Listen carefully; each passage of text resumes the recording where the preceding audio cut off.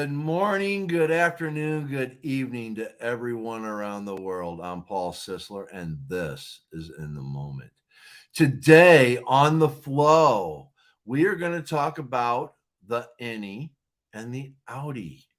And no, it's not belly buttons we'll be talking about, unless you want us to. Shadow Fox, Innie or an Outie?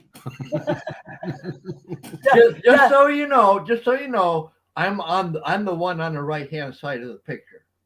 Yeah, well, oh my. Any, and I'm just going to say today, guys, this is just a heads up. Mhm. This is going to could be a very dangerous journey Right. because I have no Yeah. idea where Yeah. he's taking this. Yeah, see this? This is off the cuff. Oh, I do have a feeling it's going to have something to do with the micro and the macro kind of us and everything, but I could be totally wrong. Well, let's incorrect. discuss that for a moment, okay? yes. Oh, I wish we wouldn't. No, guys, seriously, run! Like seriously, Oh. just run, Yeah. run. I mean, I'm backstage with these guys, and I'm looking at going home already. She'll enjoy it once it gets going. Indeed, she will, I'm sure. But anyway, what I personally would like to talk about is innies and outies. Is that the name of this program? Okay, we're talking about innies and outies. Basically, who we are in the universal realm and who we are at the individual level. And why are we who we are one place and not who we are in the other? That's what I would like to find out. If we have a higher self, where is that higher self when we require it, when we need it, when we should be it, and we're not? Instead, we're down here being mendacious, we're being horrible to each other, we're shooting, shouting, everything you can possibly think of one human being to another. And the tortures that we have invented over time are utterly stupendous compared to the improvements we've made for humankind, whether it's healing and modalities, different modalities, whether it's raising to a more developed consciousness. I don't like the term higher consciousness. I prefer developed consciousness. I like that one too. Because, thank you very much. You're an innie. So, so I don't know. This lady here would like to chat for a month. I'm not going to give her the opportunity. I'm going to take the whole hour and I'm just going to talk. Well, yeah, he is. But Paul, are you an innie or an outie? Well, that's going to determine on what we are going to define Innie and Outie. And I presume I'm probably going to be an Innie, but we're going to find out because I think everybody on Earth at this time is an innie. correct. Otherwise, we'd be walking on water. I Right. tried that once and I drowned. But I told you guys, listen, he didn't have much sleep last night. We have puppies. We have a couple of puppies. So we were up early, like super early this morning, helping to deliver puppies or just sitting back and actually watching. But the thing what is this girly thing? No, see, Yeah. no, because when he's tired, he does these one-liner things, and it can get very, very dangerous. So all I'm saying, it's like, if Cato's here, Cato, run for the hills right now, seriously, because I have no idea where they're gonna take this. Well, no, I was backstage with them. I'm like, looking, can I go home now? There's a guy named Dan. Okay. This is actually going to go more into like a stoic aspect. I'm telling you, you're going to love this. Trust me. I already know where this is going. I'm being very stoic at this point. I'm being Dan. Okay. Dan is the first three letters of dangerous. Right? Okay, get on with it. Oh, well, we're now ridding ourselves of ridiculousness and try to get down to some profound subject like, is your belly button in or out? Find your character. That's a question. You see, that's a medical situation. It should be. You know how that thing in the back of your head that parts your hair, and everybody has a bald spot where the hair spreads from over the head. Okay, they made a study of that. Yes, they did. What personalities are left or right or in the middle? Yep. Is it high? Is it low? Indeed. Yep. So why can't they make a study on belly buttons? Why? Because there's only two. Why? Okay, so if there's two and there's an Innie and an Outie, I do think it kind of has something to do with the world within or the world without. Well, just what I said, Charmaine. You're using simpler terms. Are we the high one or are we the low one? Which one are we? Okay, so are we somewhere in between? Are we slowly elevating ourselves or are we diminishing ourselves? Each and every word we speak. or think. Or think or take action on. Indeed. Right. See, I see it more as when we're looking at Innie or Outie. It's like, do we allow our inner self to manifest who and what we are? Or do we allow our outer self to manifest who and what we are? Well, the important thing, Paul, is to understand they're both one. They're both ourselves. Correct. I'm talking more on the aspect of our influences. Yes, Okay. and what we allow as an influence or pay attention to what is being influenced or how we're being influenced. Well, I had flatulence once, which now, I'm insolence, no, you didn't like that? Can I go home now? Mom! Well, it ends, influence, flatulence. Oh, come on. Okay, let's get on with it. I told you guys he's dangerous today. I have no idea what's going. I am not responsible. She is not responsible anytime. It's all his fault. It seems like Lee took the funny pill today. I did take the funny pill. Yes, I did. I apologize for any mistakes I have not yet made. It's just because I cleaned out his belly button. There we go. Got that lint out of there. Oh, I think Cato just nailed it. It's the full moon energy. Yeah, I think so. That would be an Outie because the full moon of the belly button, sticking out like that. So, anyways, we're not discussing belly buttons, but we are discussing moons because the moon is a dead planet, basically. And they tap it and it has a ring inside of it, in case you haven't heard that yet. Yeah, reverberates. Yes, it reverberates. Yes. When NASA went up and they tapped on the moon and went bing, bing, bing, bing. And so we're the same way. They tap us on the head. We go bing, bing, because we're culturalized to do so. Oh, yes. Instead of coming out of ourselves and say, I am authentic. I am a true being. I am a true being of the universe. Yeah. I am the universe because everything in the universe is in me. So is that that's recognizing that macro aspect? Yes. That would be a recognition of what we're really trying to develop here in a humorous mode. Well, hopefully it's humorous. I got my arm here, humorous, I was waiting for the bone joke. I heard. I was waiting for the bone joke. Yeah. Anyways, yes.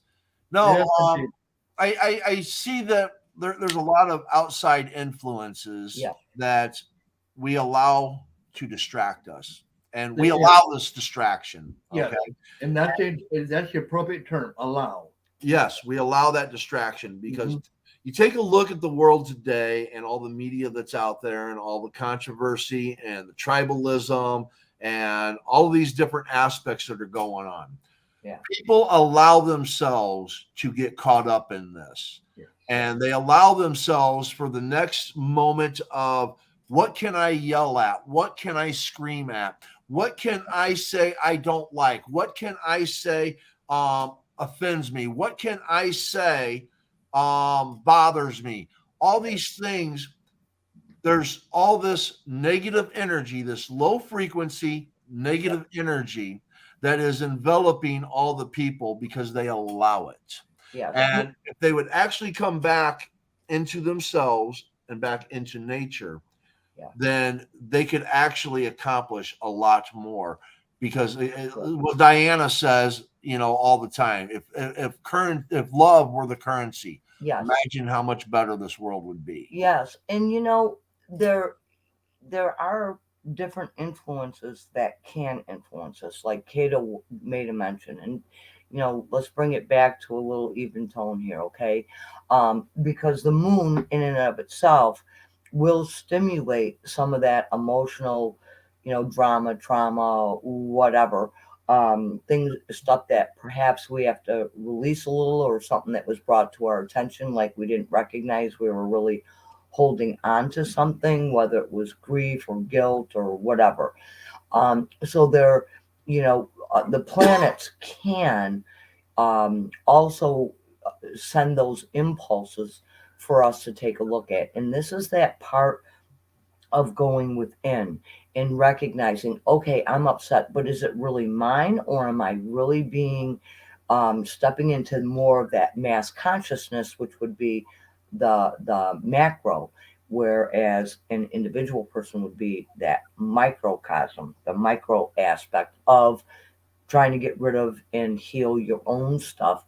And I've noticed, I don't know, maybe the last week, 10 days maybe, there's been, even on Twitter, people have been feeling a little bit of this angriness or angst, or just Mhm. maybe like out of sorts a little bit.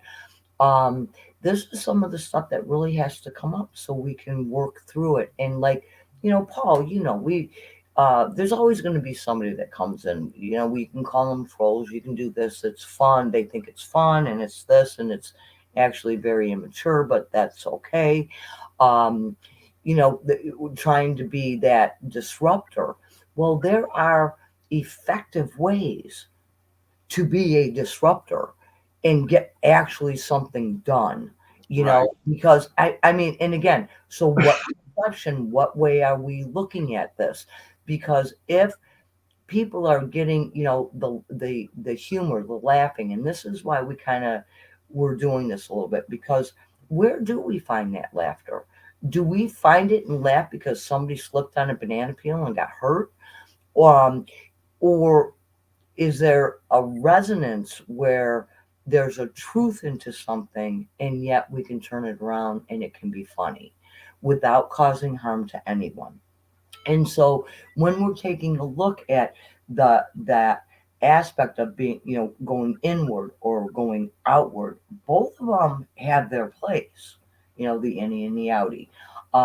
And so I am going to turn it over to Lee Two Hawks, because many times people may find the concept of it to be a little confusing. It really isn't. It's just, where are we placing our focus, or being aware that our focus has been distracted and we're somewhere else, instead of being in, the calm, the peacefulness, because that's where all healing is in any capacity. Exactly. When there is peace within the body.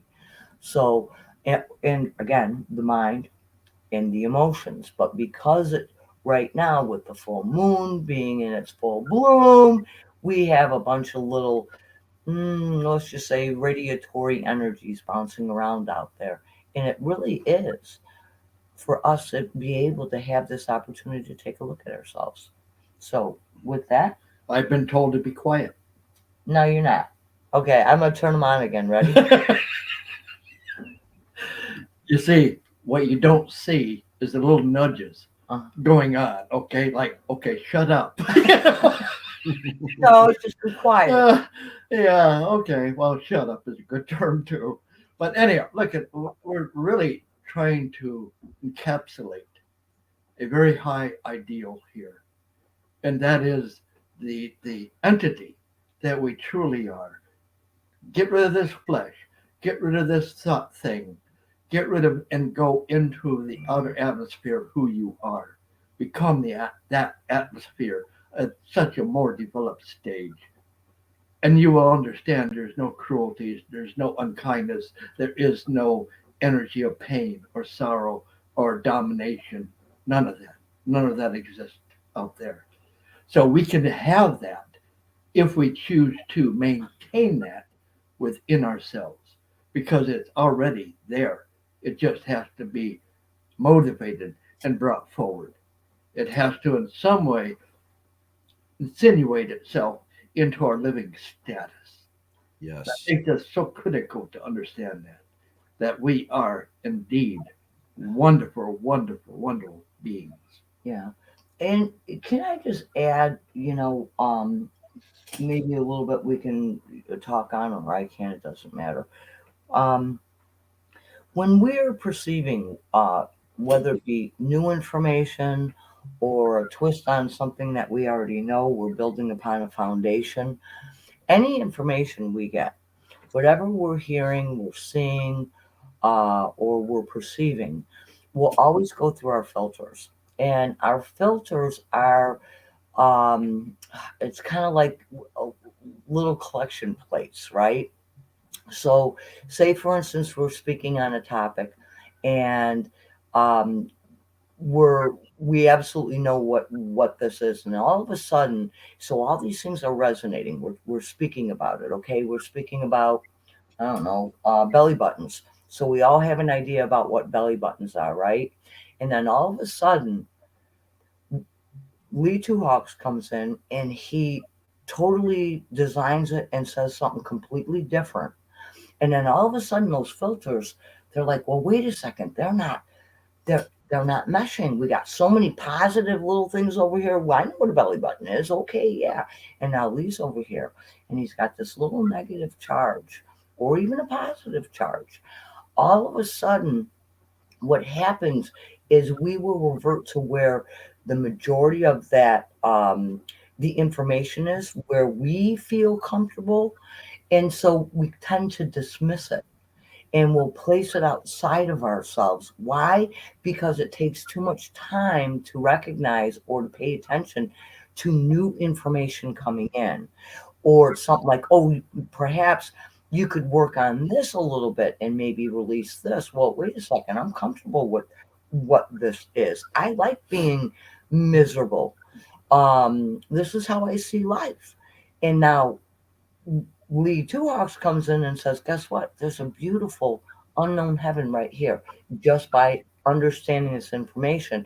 And so what happens is these filters kind of get like blown up or exploded, right? And you got all these little shattered pieces, and now we get to rebuild. And so when we're looking at working from within, this is all a part of it. We can recognize, we can critically think and say, yeah, that makes sense. What if we spoke on auras? What do people know of auras? What do people know of chakras? Oh my, are they? If somebody has never heard of them or worked with them, and then we introduce this, they're like, I'm out of here. I'm gonna take off. This is like out of my league. I have no idea. Instead of, oh, really? Something else. And then you start brand new filters, and those filters are added. So again, we can always step into a recognition, a remember, like a remembrance almost. It's like, wow, I know that, but I don't know how that I know that. Then there can also be resistance to it. And then there can also be outright denial, like, I'm out of here. There's no way I'm listening to that. Like, come on, guys, just laugh. Just have fun. Life is fun. It truly is. And there's that old phrase, I believe it comes from AA. I've never been to an AA meeting. I don't know, but probably should have been. But anyhow, that what is preferred? An unknown hell is preferred over an unknown hell is preferred over an unknown heaven. Yeah. Yeah. And Yeah. that's totally accurate. It's so comfortable Yep. in our skin Yep. that we've gotten so used to, and we don't wish to shed it. Yep. Because it's too much work. Yeah, I mean, it's just like, people, find their humor. And here's one thing, truly, look to see what stimulates that humor. the humorous bone, right? What? Well, humorous bone. Sorry, wrong one. Who, stimulating that, right? I mean, the funny bone. Come on. Where do we find that seed of humor? Is it engrossed in causing other people harm and discord, and it's like a power trip? Well, now we're looking at the outside world, right? Well, this is where the mundane is. This is where there's no power whatsoever. The power that is ours is held within. And so when we are making these connections, and we can laugh and we can tease and have a good old time, usually I'm the butt of the joke here, but Paul, see, Paul. Wait. I wrote this last night. Okay. Life then is the impetus to acquire synthesis of an unknowable oneness. Ooh, Something to think about, guys. Say that again. Okay. Would you like my glasses? But no, I can. What? Life then is the impetus to acquire a synthesis of an unknowable oneness. Oh my. Yeah. Are there any comments in there? I know I'm seeing some of this. And I have no idea what. Oh, we can go all the way back up. Cato at the beginning said, "I can't leave until I know what an Innie and an Outie." Then she followed it up with "It's full moon energy," and then Okay. we have DM agency, very nice. We have Barbara Craven, hello all. Diana, blessings. So we got Ariana in here. Hi. So we got a good crew of people coming in, watching and checking us out. She's going to chat. Okay, but I want to mention one thing before she starts chatting. I'm not chatting. Okay. Well, hold on. Before you two just keep on this little thing, hold on, Lee. Hold on. I don't usually cut off Lee because he's like my guru here. So the bottom line is I want people to know that before you dive out, because it's just like these guys are just fucking goofy today. No, none of us are actually effing goofy, but we're trying to show that humor is very important. Very important. Yes. So this is an episode about healing when you get down to it. So I just want people to know that this is about healing. I'm being the clown, so if I offended anybody, I don't apologize. Anyhow, so another thing to think about with the Innie and the Outie is motherhood. Where does that umbilical cord connect to? Mm-hmm. And what does it mean, if it has any meaning at all, as to our parenting? And as to our first thought as an infant, whatever that may be, at 4 months, 2 months, 1 month, right out of the womb. Yeah. What is the difference? Is there a difference? That's up to the doctor, obviously, and how he does that. Can we also assimilate, because you're speaking about the umbilicus and the navel, and we are connected to the universe, and we are, and the intuition can also be the umbilicus. Yes. So again, that was my inference, but she said it better than I did. Yeah, and so like I said, where are the filters? We can always clear those filters when information comes. Nobody says you got to jump hook, line, and sinker on anything, but once that information is there, it's like once you learn something, it's like you can't really unlearn it for the most part. It's there. You can reprogram it, you can reformat it, but it's Well, this is the thing. Every experience we have should be integrated. It should not be dismissed. It should not be buried in a deep, deep consciousness, because it'll come back to bite you. Yeah. We have to integrate those experiences we have, whether it's grief, whether it's pain, whether it's sorrow, which is horrible things done to us in our childhood, or even happening today in our life as we live it. Yep. Just remember, and this is something I'll say every time I'm on this program, and I probably won't be after this, but anyhow, life is the gift. Livingness is what we do with it. That's where the experience is. Life is a gift. Everybody has life. What do you do with it? What do you give that gift? How do you present it to the world? How do you breathe? How do you express yourself in that immediate delicacy of what you are as perceiving yourself as? And it's how you perceive yourself often that creates the drama and the trauma and the sorrow and the grief, or creates the genius. You know, when Lee Two Hawks was younger, and he's told this story before. It's a good, um, let's just say, to revisit a little bit. Much younger, he was raised in foster care and orphanages, and his childhood experiences were very, very horrific. And he was a teenager, and he happened his view of the world was very dim and dismal.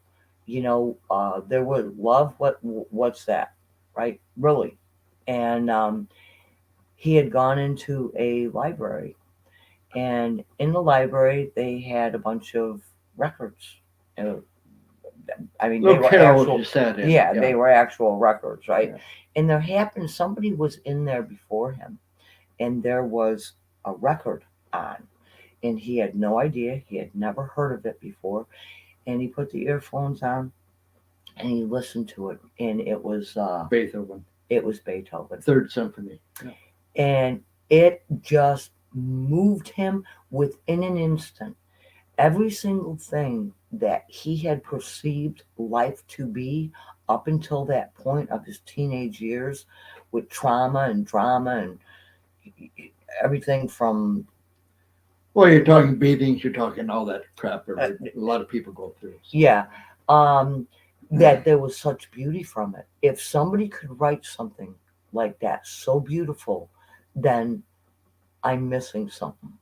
And so right then and there, his entire framework started to change. And he was in that library until like it closed, and he just listened over and over to he goes, "Can I have more on this?" And to this day, his number one go to is like classical music Yeah. because of that. Yeah. And so, and again, when you look at how music can soothe the savage soul, it can also calm down a lunatic. And again, so we have laughter, we have, you know, these are things that can help us perhaps see the world a little differently. You know, because when we stand within ourselves, we truly are great. We truly are that essence of beingness, of love. And so if we can't see through our eyes love in front of us in some capacity, then we have to take another look. And by the way, folks, We it should. took me 10 years after listening to Beethoven. Yep. To come to some sort of sensible self other than hitting and hurting and havoc in other people's lives. And for whatever I've done in that part, I grieve for that. But I also acquiesce to a new person, to a different person, to a living person that has hope, that has love for humanity, and has great thoughts. Like, what's for dinner? You know, I'm gonna without the daddy jokes. I'm gonna kind of bring something else into this because Okay. I want people to think on. I want to bring this to a aspect where you can realize how truly important it is for this self aspect, because for every minute you're angry, upset, frustrated, in a bad situation, whatever it is, you're losing out on 60 seconds Yep. that you could be enjoying something, you could be creating, you could be loving self, you could be loving others. And I want to put this on a broader scale because make note, Lee heard this beautiful music, this beautiful creation. Every single one of us is a creator in some fashion. Yes. Every single one of us brings something to the table. And even though Beethoven was long gone, Yeah. he left something that Yes. continues to bring joy. Yeah. Now, I myself, I've been through a lot of crap. I've been homeless. I have been impoverished. Um, of late, in this last decade, in a severe accident, I live in severe pain. I just lost my wife a year ago. And I've been in some very, very dark places mentally. Very, very dark places. And I through know the shadow, my friend. I know the shadow. yes. And through my friends, instead of me sitting there and just dwelling on all these things, how miserable my life is, how much it sucks, and how much I just don't want to be here anymore. Right. My friends brought things to me through joy, the joy of writing, Yeah. the joy of friendship, the joy of laughter, the joy of awesome poems. I'm writing poems now. I'm bringing other people joy. Mhm. And this feels good. It feels good. Yep. And with that, Mhm. through my own desires to want to move forward and want to feel that love and joy, Mhm. my pain, yes, it's there. My mind does not feel pain. Who I am does not feel pain. Think about this. Yeah. Who you are feels no pain. Yes. Okay.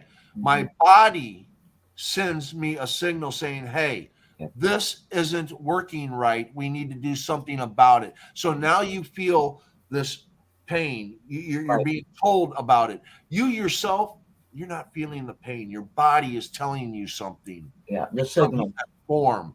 And Mhm. now I tell my body that I don't want this to hinder me. Yes. Don't let it hinder me. Yes. Just last night, I did a little FaceTime with Shadow Fox, and I showed her my 2 pull-ups that I did.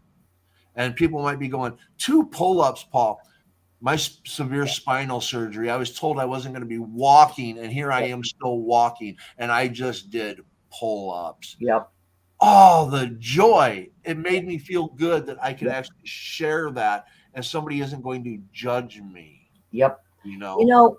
know, Paul, these are the aspects that we can take a look at of ourselves and look at the shift.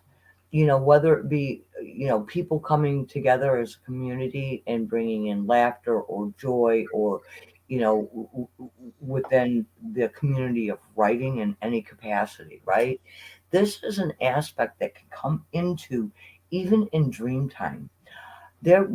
Somebody could be just floating around on life and causing harm and discord, and trust me, I had quite a few years of doing that, right? um and you could have a dream, and in from one single dream can totally shift the way you perceive yourself and every other human being, and how you perceive the world in any capacity. And this again is, where we were talking about filters. Filters is how we perceive information. This is like, is it good? Is it bad? We send a judgment to it, right? This is horrible. I'm sad. Well, you know, hey, I was working the last week or so with some of my filters. I was readjusting. I had to allow certain things to come in so I could understand them a little differently than I normally do. Um, like all the hardships that are going on in the world. So I had to allow some of that influence in into my purview. So I could see where, okay, we had the patterns and stuff, and this was an actual intent. Okay, I was cleared the filters and just let the from like the mass consciousness. And I'm going to tell you, this is really why we were speaking about what we are today. Okay, that because we are so much more than what we think we are. And so many times we could be causing pain to somebody else and not even be aware of it. And then again, maybe something is said, and yet there was no ill intent, and somebody else cops the attitude and says, well, you didn't do it my way, or you didn't do this, and now we're gonna, you know. And again, these are the filters. These are things of how we see it. You know what? There's two ways that an insult can be done. You can either A, accept the insult, or you can reject the insult. Okay. So, Paul, I love your tie. It's absolutely fantastic. And you could sit there, yeah, I was working with this and I didn't really like this tie. So, yeah, I like the other one better. So, I've just given you a compliment on your tie. And by saying something like that, you have just discounted it. It's the exact same thing for for an insult. You can say, cop an attitude, and then you're on the opposing side again. So a compliment and an insult run very similar. Which way Yes. are you going to see it? Well, there's a whole thing to look into a symptomology. What are the symptoms? You know something is rising within you when somebody's talking to you and seemingly in an invasive tone Mm-hmm. because we're listening to the tone. It's not the words necessarily, it is the tonality and how it's said.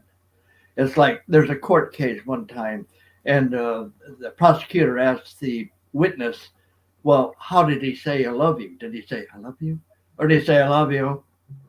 It's a difference, isn't there? Just Yes. tonality. Mm-hmm.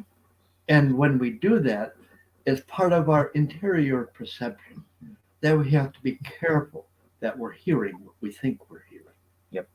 And when people are in pain, I mean, like physical pain, sometimes that tonal quality may have a little sharp edge to it. And it doesn't mean, and I know, Paul, I know you know exactly what I mean. All right. Yes. It's just like you're speaking, and it's it's just enough energy to say what you had to say and not be so overtaken with that pain, so you're going to collapse, right? So it's like it was like a blessing that you were actually able to say something and be coherent about it, just like it's a blessing that you actually were able to do two chin-ups, right? It's almost along that same lines, and yet somebody else, their filters might be slightly screwed, and they're going to go, yeah, right, okay, whatever. Two chin-ups, yeah, watch me, I can do 50 in 10 seconds. The point being is that we can always keep a check on how those filters and how we're seeing them. We can always become aware of how we are perceiving ourselves as an individual and everything else. So we have the micro and we have the macro. And We I'm have going to the turn. introvert and the extrovert, Yep. basically. Yep. Inner and outie. Innie and outie. Like a perfect example is way back when I had a very terrific accident. And I was in develop rehabilitation because of a spinal injury. And Paul, I'm sure you know all about this.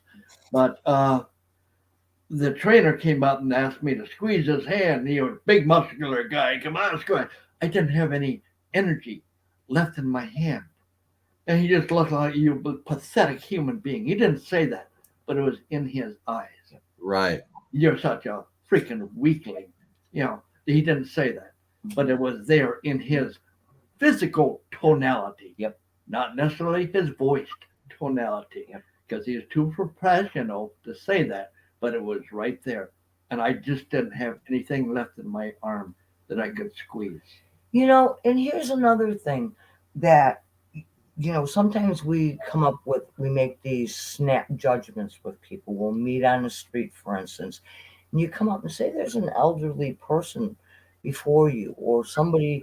I mean, you may not even know that this person has worked in, concrete or laying tile or been on a typewriter for many years, and they have what is that? Tendonitis. Yeah, or whatever, and their hands hurt. And so, as a young buck, okay, comes up and goes, "Hi, sir," and goes to shake their hand and squeezes it. That, and it's like, then you get that little pullback because now we're causing pain. And yet it has never occurred to that younger buck, the younger generation, that, I mean, these people could be on all kinds of different meds for blood thinners and everything, and just a handshake, their entire hand would turn um Yeah, I black and I have a blue. good friend that I didn't know he had arthritis in his hands. Yeah, real bad. Okay, real bad. And I shook his hand. He winced, and immediately I released. And so I showed him the Indian shake, which is Like this. like this. Yeah. Yep. That's a handshake in the Indian manner. And so, these are the things, but we always come to these little snap judgments, or we don't perceive something outside of ourselves. And this is another example, right? I mean, we're walking down, what's a handshake? What is that? Yeah, nice and firm. And, yeah, well, not everybody can handle firm.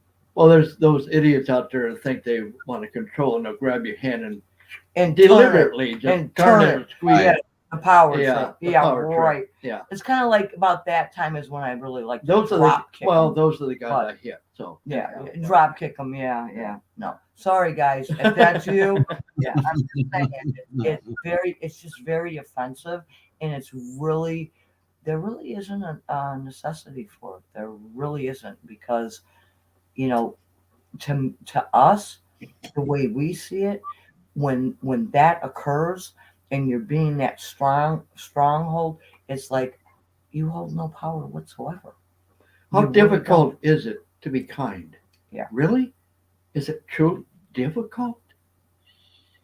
Difficulty is trying to put a straight-edge screwdriver into a diamond-shaped screw. Okay, that's difficult. All right. So the thing of it is, it's just so nice just to be nice. Yeah.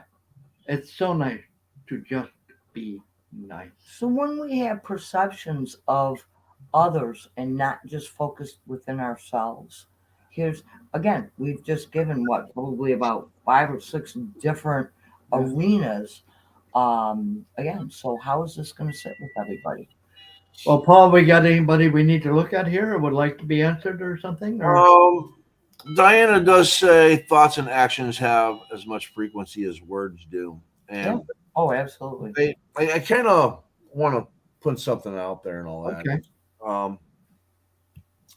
Again, it comes back to self. Okay. There's a difference. And one of the reasons why I brought up the pain that I feel in the mind, because there's a reason for that.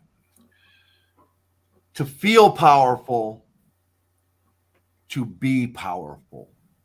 There's a difference. Oh, yes. Okay. When you are out there and you have to shake someone's hand really hard, you have to try to put somebody down. You have to have some kind of a snark remark that is humiliating to somebody or something like that. That's you trying to be powerful. Well, there are 2 words that I don't use when talking about politicians. One of them is authority. They have no authority over me. The other is power. Whoops. I didn't mean to do that. But they use the term power. They have no power over me. Right. Yeah. They are trying to be powerful. And control. Yep. All right. They want to feel powerful.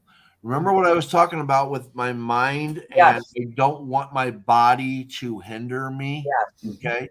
Yep. When you want to feel powerful, Your body is hindering you. It's confusing your mind because you think that by doing these things, you have something over on somebody. That's you lying to yourself. If you want to be powerful, truly be powerful, you don't need to feel it. All you have to do is be kind. All you have to do is show love.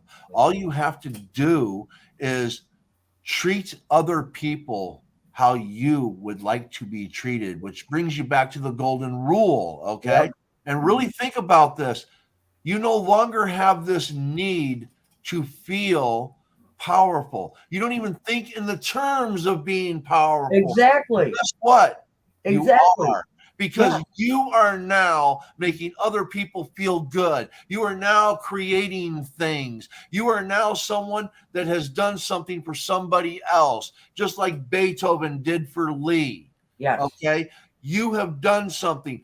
Beethoven was fucking powerful. Okay? You know, Because with that energy that Beethoven put into that music to create something, a man like Lee, who was just like, oh man, I hate everything and everyone. Yep. Oh my God, the beauty in this. What am Yeah. I missing?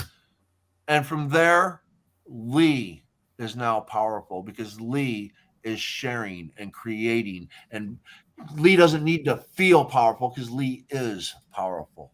Lee is at peace.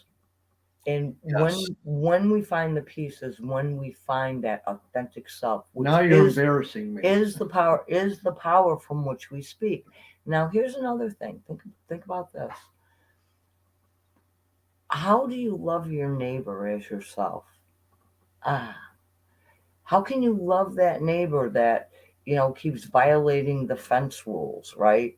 How can you love the neighbor that plays the music at all hours of the night, or banging on walls and waking your kids up if you're sharing like a duplex or something?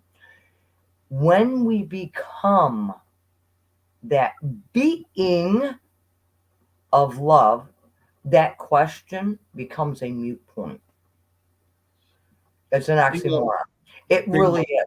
When you become that being of love, of light, of kindness, of compassion, when we all own this power, and the power we speak of is from the Innie.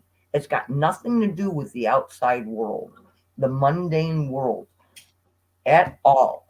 And this is why, because we were really thinking about what are we gonna call the show? Innie and the Outie. Yeah. So, and we talk about that, and I've mentioned this many times, even in our spaces, journey within. It is that authentic self. It is that authentic power, and it's got nothing to do with with greed, opposition, money. Nothing. The poorest person on the planet can truly hold all the riches of the world. Yes, like say, okay, for those who kind of dig her, like Mother Teresa, right? I mean, her major thing was, listen to this, and here's how we can look at two different perceptions. She was invited to go to an anti-war rally, and she denied. And she said, when you have a peace rally, I will be the first one there. What is the difference between those two things? Where is the focus? Anytime we put anti in front of it, we're just it's kind of like anti-war rally. Like, no, it's actually take the anti off and it's a war rally. Okay, so again, just take a look. There are different perceptions. There's different things that we're trying to show you. So say what you mean what you say. If you're looking for peace, then peace should be in the title, not anti-war. So, but that's just it. Because you are at peace, you don't look for peace. Exactly. Yeah. You are that peace. So therefore, you're going to resonate that and bring that forward, so that as you're saying hello to somebody, inside who you are. and whether you shake the hand or not. And there's other ones that don't shake hands at all. They just kind of like, hi. There's been a couple of times in my life in which I really don't have what I would call enemies. I can't have enemies. I don't even understand the term. But people I totally disagreed and disliked me. And that's fine. Okay. That's up to them. I would go up to them and I would give them a hug. Mm-hmm. Some were constrained, like, oh, how dare you? And others, the face changed. Yeah. They said, that's remarkable. Yeah. I said, what's remarkable? Yeah. I thought we were enemies. I have no enemies. Yeah. I have none. Just because there's different views or different ideals or idealisms or philosophies, when you really think about it, aren't we all on the same journey all the way together?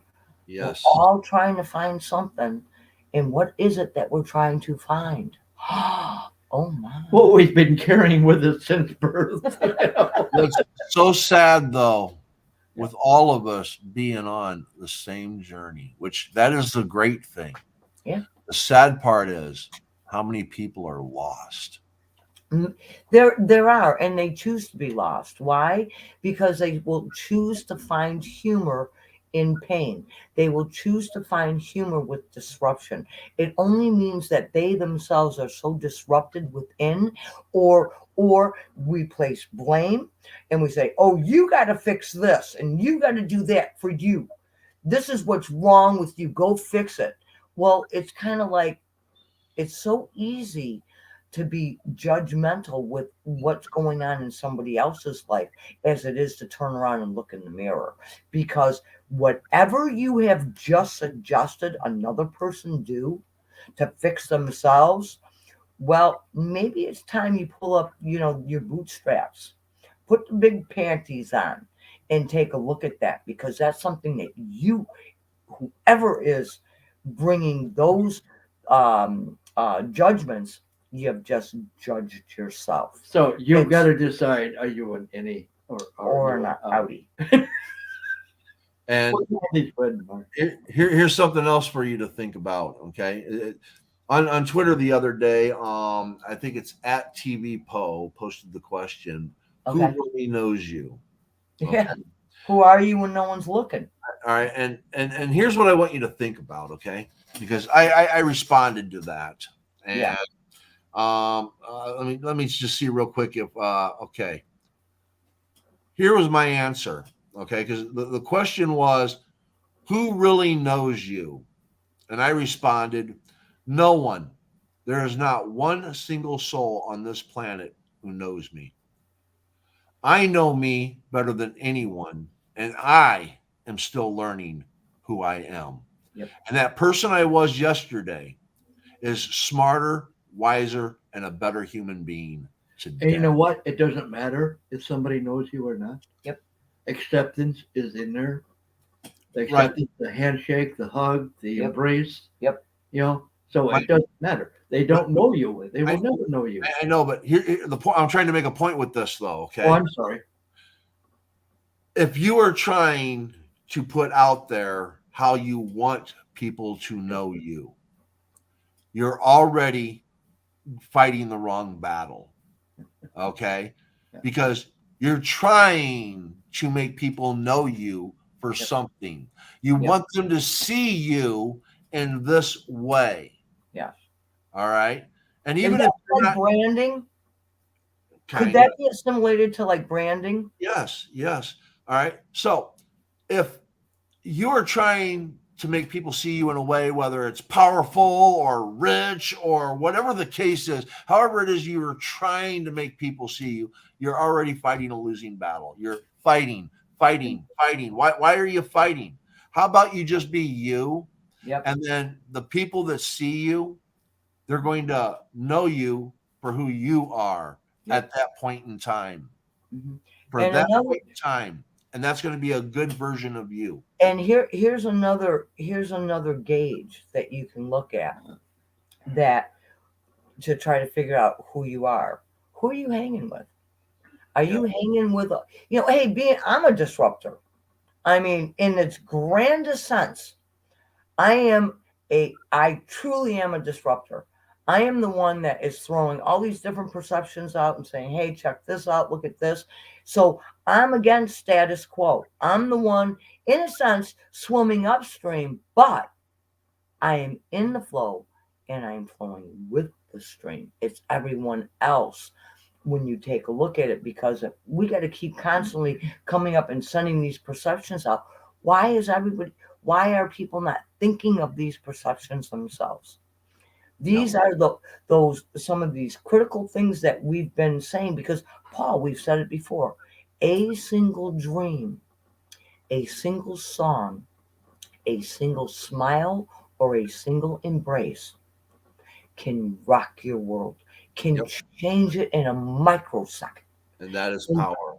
And that is truly. And there were a bunch of comments in there, and I don't know if you can pull some up, because people were writing. I kind of like to.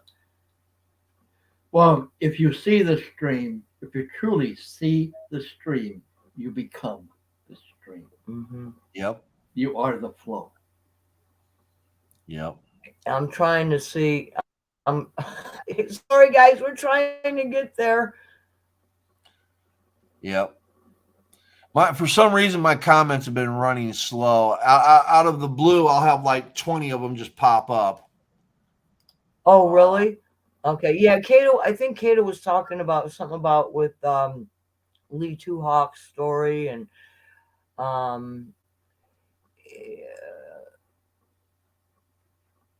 the shovel is a groundbreaking invention. Yes.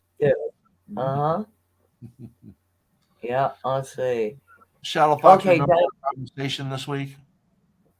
That's what Diana said. Diana says, Shadow Fox, remember our conversation this week? Oh, gee. Well, we had quite a few of them, but yes, I do.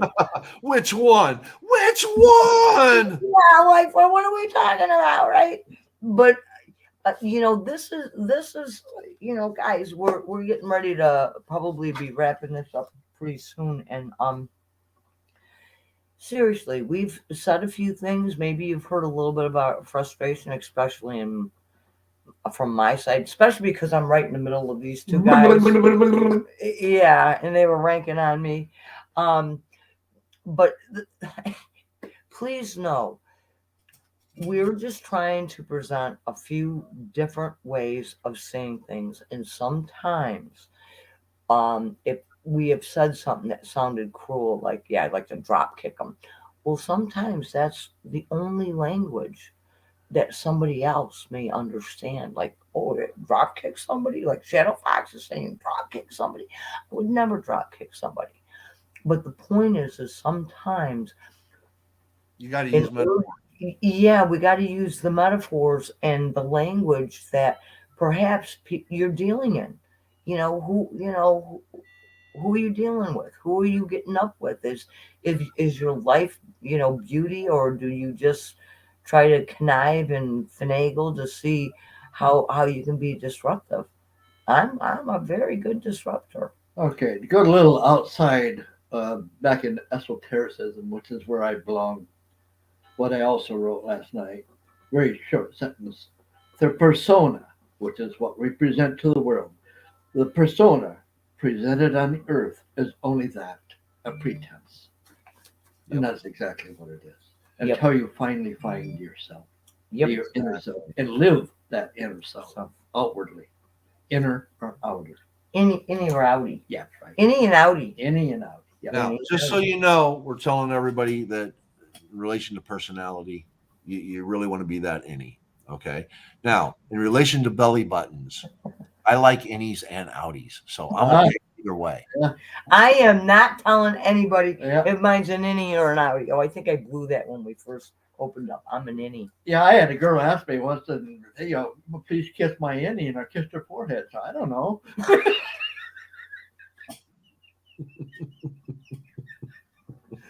So anyway, guys, seriously, if you guys did tune in when we were going, spastic in the, well, excuse me. Yeah. So, Well, You just know, remember, laughter is great medicine. It It heals is. you, and It truly is. try to laugh as much as you can. Try to talk with people and laugh.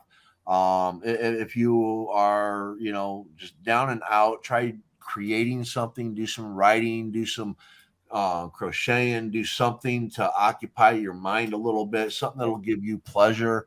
Sitting down, making a cup of coffee, going outside and just watching the birds. Whatever it is that gives you pleasure. Just Yeah. get more in touch with that. And Okay, just one sentence. one sentence. Let's say, or maybe it be an entangled sentence, happen to entangle with another sentence. All right. Um, I tried to be outwardly humorous for everybody in order to just enjoy the program, maybe find some laughter in their day. And the reason I did that is because a couple times ago, I don't know, fourth or fifth time I've been on with her, is somebody made a mention to her on the thing. Uh, I looked like I was sleeping. Okay, so I'm not going to go to sleep. Here I am. I'm alive. I'm well. Thank you very much, and everybody just have a great time today. That's actually when he went to, he was doing some outer work in the Yeah. inner field. Well, I do space out sometimes. Yeah. Yes, I do. But everyone, listen, we're going to be doing Diana Bishop. It will be opening Journey Within at 3:30, and it is on Twitter. It is a space. Come talk. Come ask questions. Come. We just we share the love, and we love to share. And with that, Paul, I'm going to turn it over to you because I know you have some other programs. And Yes. This Friday, the Vellum, TPA Wolfric. Make sure you check us. It's a writing community, so check us out. Saturday, Comedy and Controversy. Jeremy Baker and myself, we're attacking things politically. So if you're into the politics, come on in. We're hitting a lot of social issues. Sunday, Becoming Stoic with Elizabeth Masters. We're going over Rene Descartes and dealing with the mind-body problem. So check us out on Becoming Stoic. And then on Tuesday Takes with L.R. Evans. I say L.R. because I'm dyslexic, and sometimes I'll say R.L. Evans, but it's L.R. Evans. Yes. What? well, when you're done, no, there's something that Diana wrote, and I definitely have to address it. Oh, okay. Singing. Nope. Okay. Diana wrote, she goes, isn't all discordant energy is like an infection in creator, and love is its antibiotic, because we were talking about anti. Actually, what it is, love is the curative measure. Yes. It's, so there's no anti in it, right? So this is a human concept of antibiotics, right? Right. So this is love is the curative measure, and that was very important that I had to put out there. Right. And remember, an antibiotic reduces the inflammation and reduces the amount of the issue. It doesn't get rid of the issue. Got it. That's right. That's why it's still anti. Yep. All right. We have Cato. Bye. Cato and Singing Bowl Healing is included in the Journey Within Space, another synchro. More healing through sound. And then love is the curative measure. Wow, absolutely. So remember, be kind, be happy, and may good things come your way. Thank you so much for joining us on the flow today. Thank you. Oh, thank you.